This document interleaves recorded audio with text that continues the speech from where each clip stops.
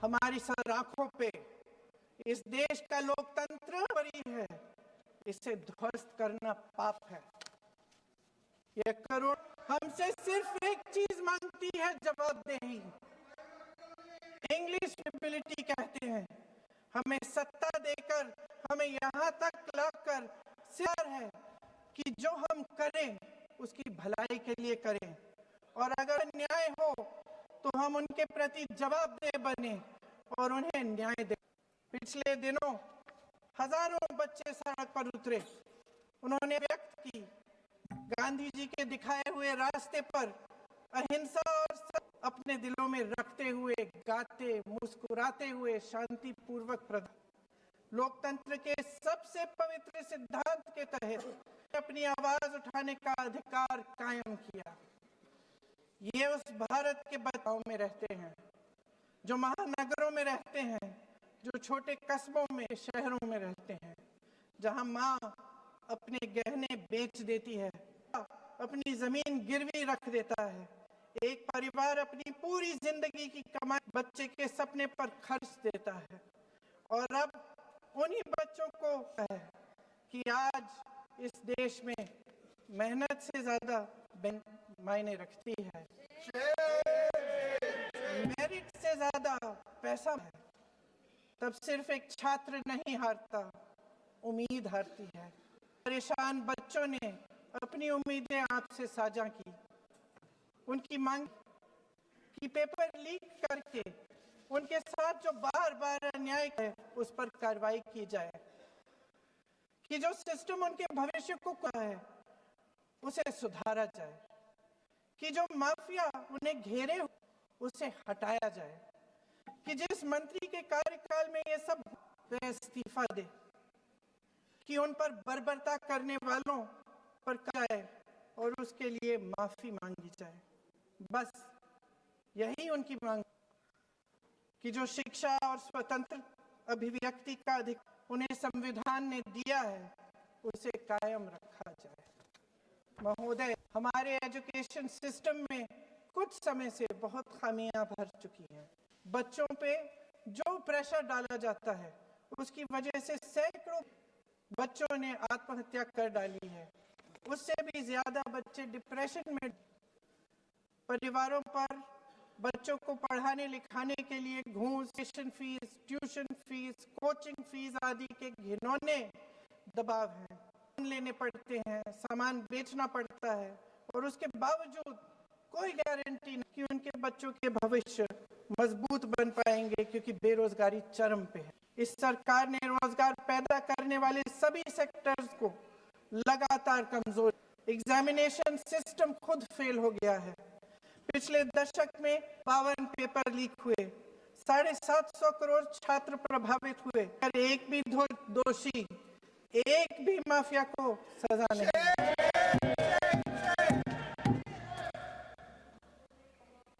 Education में RSS के प्रचारकों को भर भर कर उसे खोखला बना दिया।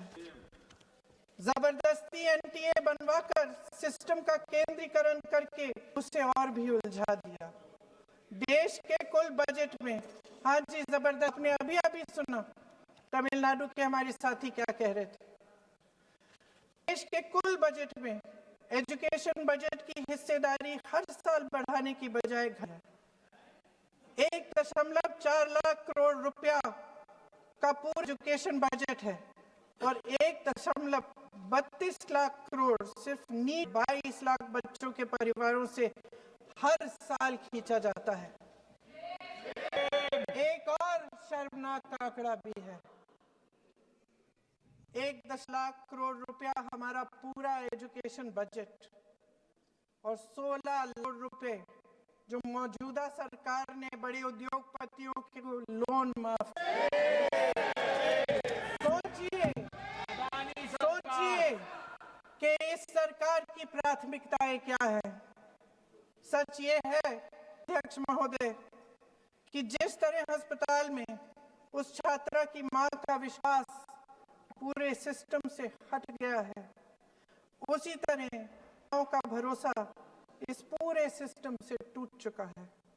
और जब इस देश के भविष्य, हमारे युवा निराश होकर सरकार और सिस्टम से अपना भला देते हैं, तो उस भरोसे को फिर से बना सिस्टम के अंदर से जवाब नहीं ढूंढा जा सकता, इससे बाहर निकलना पड़ता है, नए सिरे से ठोस प्रयास करने पड़ते। अफसोस की बात यह है अध्यक्ष महोदय कि इतना हो जाने के आदरणीय प्रधानमंत्री महोदय जी और उनके साथी इस सच्चाई पा रहे हैं। वे अभी भी ये सोच रहे हैं कि पीआर, नैरेटिव चेंज और पालतू मीडिया के सहारे एक बार फिर उनकी नैया पार हो जाएगी। परसों शिक्षा मंत्री जी ने शर्मनाक परिस्थितियों में अपना और कल यहीं मकर द्वार पर मेरे सत्ता पक्ष के साथ जिंदाबाद के नारे चिल्लाते हुए संसद में ऐसे स्वागत किया जैसे मानो कोई सुपरस्टार पहुंच गए हैं। विडंबना देखिए महोदय, जब भूतपूर्व शिक्षा मंत्री मुकुट पहनाया जा रहा था, स्वागत हो रहा था उनका, तब में एक परिवार पेपर लीक पीड़ित अपनी बेटी की आत्महत्या का शोक मना रहा था। आपकी सरकार ने करोड़ों छात्रों को क्या संदेश दिया? आपको किस बात का गौरव, बात का अभिमान है? ये कौन सा अहंकार है?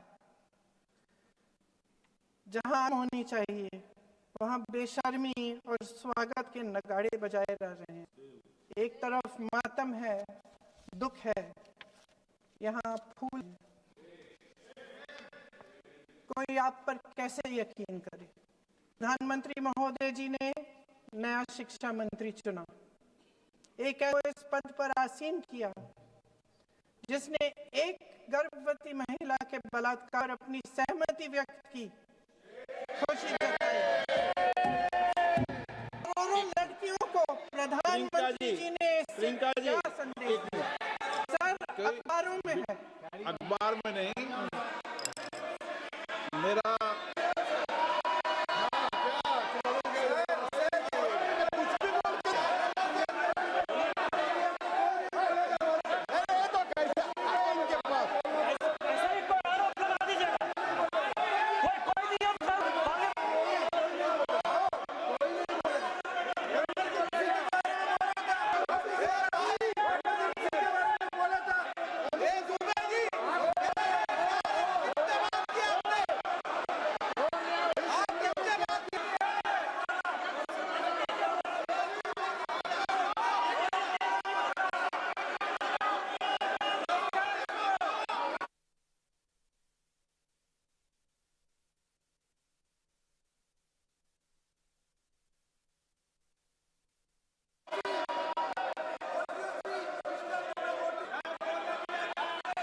अध्यक्ष महोदय जी जो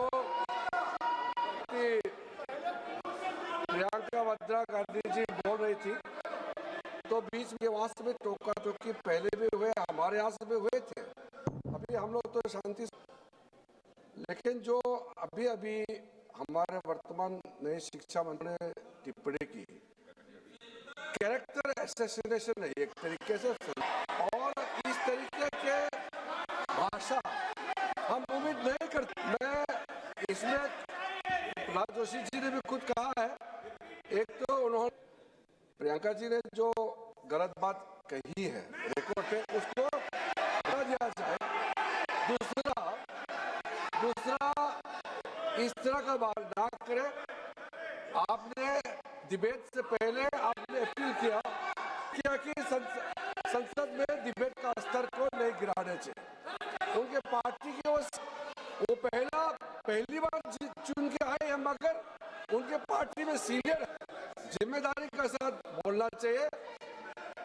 अगर पूरा ऑथेंटिकेट है तो मैं ये मानता हूं कि उनको क्षमा मांगना चाहिए।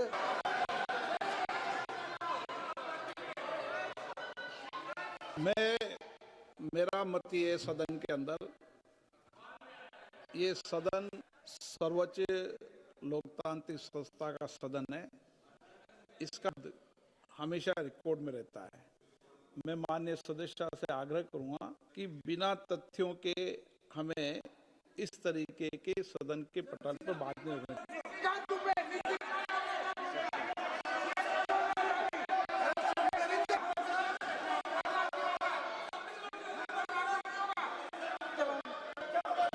ये तो डिलीट कर दिया, लेकिन आगे भी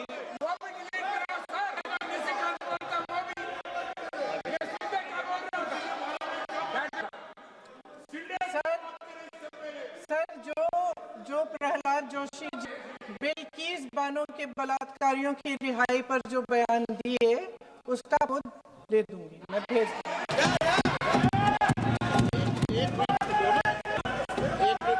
मैं ऑथेंटिकेट करूंगा।